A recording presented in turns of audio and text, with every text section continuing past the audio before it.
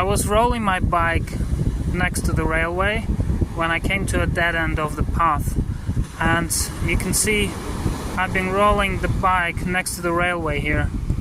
This is the bike, and yeah, but luckily I found an escape way.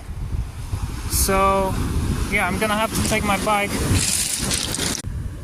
I'm gonna have to take my bike from here all the way down there. First the panniers, second one like this. Okay, now let's get the bike.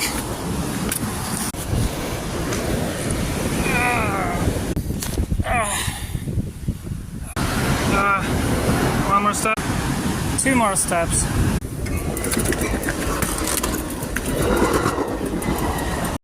Alright, and the bike is down too.